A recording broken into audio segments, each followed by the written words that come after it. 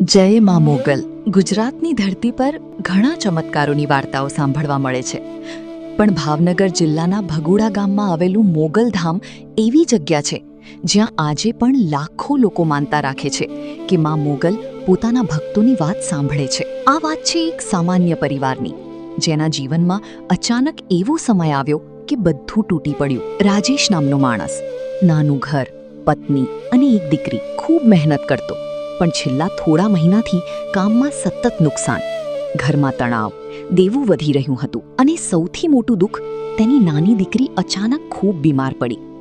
ઘણા ડોક્ટર બતાવ્યા, દવા પણ ચાલી, પણ કોઈ ખાસ ફરક નહોતો પડતો. એક રાત્રે રાજેશ ખૂબ નિરાશ થઈને ઘરની બહાર બેઠો હતો.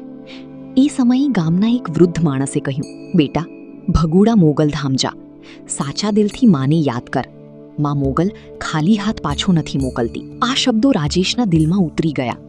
બીજા જ દિવસે રાજેશ પોતાની પત્ની અને દીકરીને લઈને ભગુડા મોગલધામ પહોંચ્યો. મંદિરનો શાંત માહોલ, ઘંટનો અવાજ અને જય માં મોગલના નાદથી આખું વાતાવરણ ભક્તિમય બની ગયું. રાજેશે માં મોગલના ચરણોમાં માથું નમાવ્યું.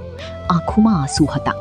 એણે કહ્યું, માં, હું તૂટ્યો છું, મારી દીકરીને સાજી કરી દેજો, બાકી મને કંઈ નથી જોઈતું. એ દિવસ પછી ધીમે ધીમે બધું બદલાવા લાગ્યું. થોડા દિવસોમાં દીકરીની તબિયત સુધરવા લાગી. ડૉક્ટર પણ આશ્ચર્યમાં પડી ગયા અને અચાનક રાજેશને એક મોટો કામનો ઓર્ડર મળ્યો, જેના કારણે તેનું દેવું પણ ઉતરવા લાગ્યું. રાજેશ સમજી ગયો, આ બધું માં મોગલની કૃપા છે. થોડા મહિનાઓ પછી રાજેશ ફરીથી ભગુડા મોગલધામ આવ્યો.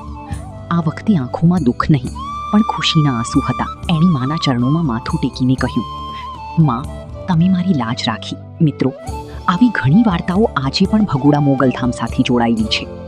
કેટલાક લોકો એની વિશ્વાસ કહે છે, તો કેટલાક એની ચમત્કાર. પણ એક વાત ચોક્કસ છે, સાચા દિલથી કરેલી પ્રાર્થનામાં ખૂબ શક્તિ હોય છે. જો તમે પણ માં મોગલમાં વિશ્વાસ રાખતા હો તો કોમેન્ટમાં જરૂર લખજો, જય માં મોગલ, જય માં મોગલ.